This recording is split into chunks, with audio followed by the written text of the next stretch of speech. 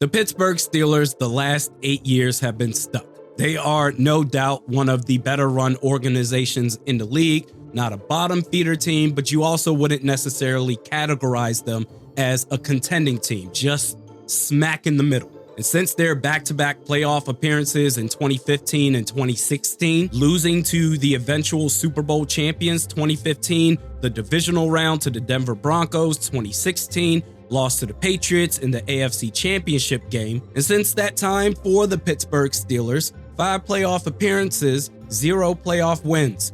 And I feel like for years now, within a significant portion of the Steelers fan base, that there's been a growing angst towards Mike Tomlin that after his first 4 years, you probably thought, rightfully so, that you were on the verge of a dynasty. 2 Super Bowl appearances, 1 Super Bowl win. But for the fans that are sick and tired of Mike Tomlin, all right, that was 14 years ago. It's gotten stale, it's run its course, it's time to move on. It's definitely frustrating if you're a Steelers fan, whereas, hey, you can get to the playoffs time after time only to be a non-factor come the postseason. But while I understand why some may want Tomlin fired, I don't think it's quite simple that you just fire him and everything's going to be better. There is some nuance here, not to confuse that with excuses. 4 out of the last 5 playoff appearances for the Steelers, 2017, you got a first round bye, but you ran into the lightning in a bottle team that was the Jacksonville Jaguars. 2021,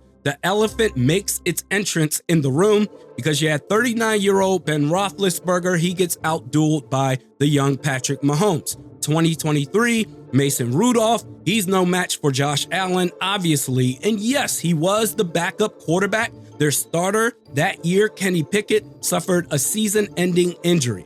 But Pickett that year before the injury, 62% of his passes he completed, 6 touchdowns, 4 interception. It would have been the same result. And then we saw these playoffs, Russell Wilson, he was all right, but without help from the run game, Najee Harris, just being all right is not good enough to overcome Lamar Jackson and Derrick Henry.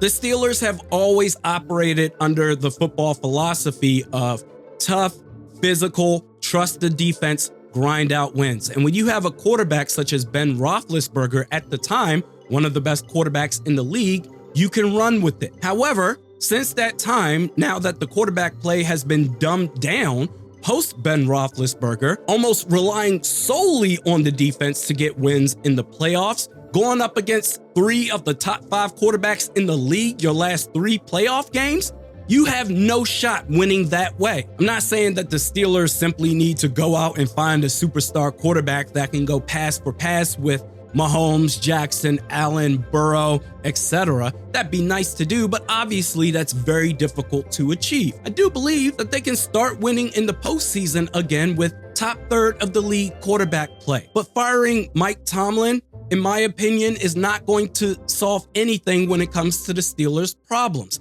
unless after firing Mike Tomlin, you also trade away all your assets and hit the reset button. So anybody that wants to trade for Cam Hayward, TJ Watt, Minka Fitzpatrick, give us a call. We'll listen to your offers. If you want to fire Mike Tomlin, still believing you have a chance to win right now and make a run in the playoffs, you want to fire Mike Tomlin, replace him and run it back, you're going to have the same problems. You're going to have the exact same results where you're going to win 10 games, get bounced in the first round, drafting in the late teens, early 20s. All of the top quarterback prospects are gone. So if you're not going to rebuild, then what do? To me, I believe it's a 2-step process. In free agency, bring back Justin Fields, not Russell Wilson. Fields, to me, is your best option. You could sign him to a 1-year prove-it deal, or depending on any potential offers that he may get, you may have to franchise tag him to pay him on a 1-year prove-it deal, a little over $40 million. Or you could go door number 2, go after a guy like Sam Darnold, just won 14 games with the Minnesota Vikings. The only thing is, you don't know what you're going to get from him. Maybe this was just a flash in the pan season for him, but also he's going to get offers from other teams for a multi-year contract. There's way less risk, obviously, with Justin Fields. Plus, he knows the system. So Fields 2025, in my plan, he's your starter. But also in the draft, you better pray that Emeka Egbuka, wide receiver from Ohio State, is there for you at 21. Pick 52, go defensive line, either Alfred Collins from Texas or Shamar Turner, Texas A&M, playing alongside of Cam Hayward. Now, if Egbuka is gone at 21, switch it up. Defensive line, Derek Harmon from Oregon, and then at pick 52, go wide receiver, Trey Harris from Ole Miss. Now, the Steelers, they still need to draft a quarterback no matter how good they feel about Justin Fields' chances of blowing up. They could very well say, screw it, we'll use our first round pick on Jalen Milroe, quarterback out of Alabama, but that is such a high-risk move right there. He is incredibly raw, and if it all falls apart in that scenario, which more than likely it would, then okay, everybody gets fired. But after pick 21, at pick 52, they could go quarterback for a guy, say, Quinn Ewers from Texas or Jackson Dart from Ole Miss. Now at pick 83 in the third round, they could choose to go quarterback then, in which case I would say don't go any lower than that, because once you get into the fourth round or later, you're basically saying, all right, everybody wants us to draft a quarterback, so we're going to draft a quarterback for the sake of drafting a quarterback. At pick 83, they could go after a guy like Will Howard from Ohio State, Dylan Gabriel from Oregon, or Kyle McCord from Syracuse. But whoever it is that they draft, that quarterback is going to need extra focus and attention from quarterbacks coach Tom Arth. Let him sit and develop for a year while Justin Fields is the starter in 2025. Now, one of two things is going to happen. Door number one, Justin Fields goes off. The Steelers, they get their first playoff win since 2016. You feel really good about it. He's your new franchise quarterback. You sign him to a multi-year extension.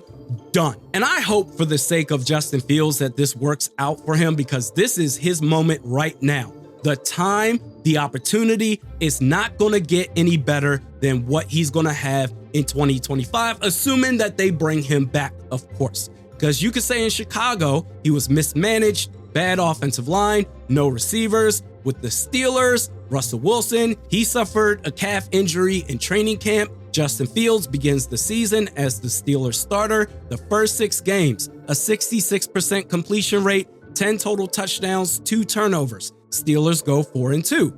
Russell Wilson's healthy now, more experience. All right, Justin Fields, take a seat.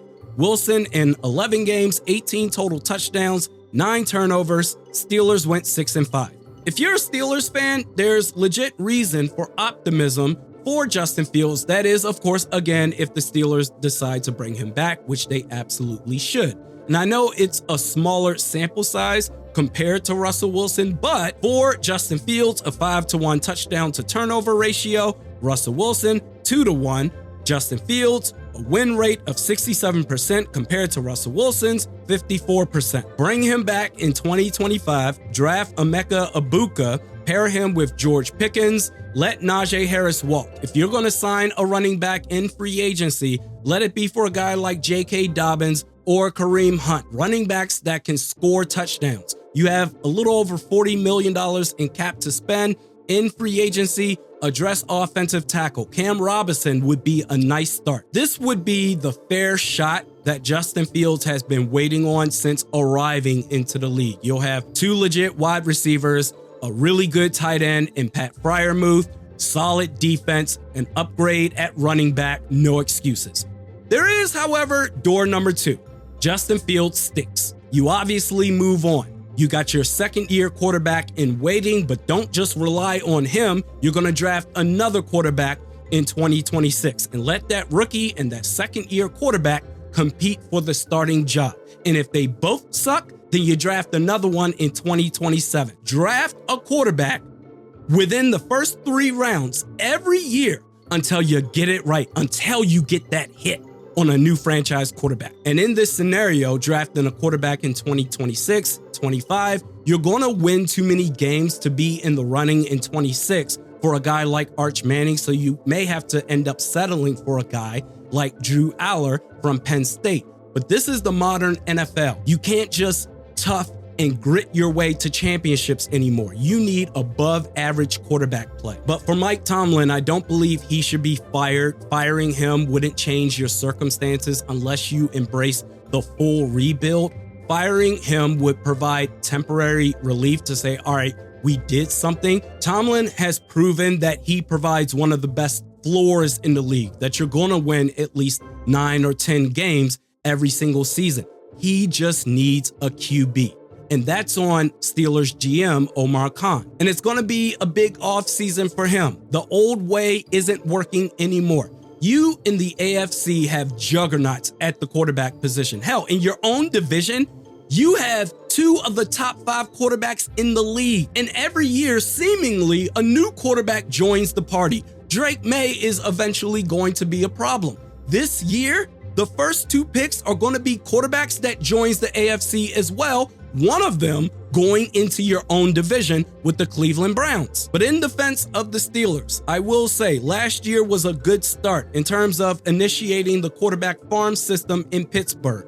Trading for Justin Fields and signing Russell Wilson was a good start because it gave you options. From this point forward, until you find your franchise quarterback, you need to maintain that level of flexibility. Always having 2 legit choices at quarterback, not just 2 names for the sake of it. Justin Fields, ton of talent, knows the system. In theory, he should do well if the Steelers bring him back. But you should always have a backup plan in case things go awry. Draft a quarterback that Tom Arth identifies as a prospect that he can work with, somebody that you can draft within the first 3 rounds. Then you need to examine Justin Fields. Did he meet or exceed expectations? Yes, great. He's our guy. No? Okay, we move on. The second-year quarterback, he's going to be up there to compete with the new quarterback that we just drafted, and you keep going, rinse and repeat until you hit. Don't draft a Kenny Pickett and then not draft another quarterback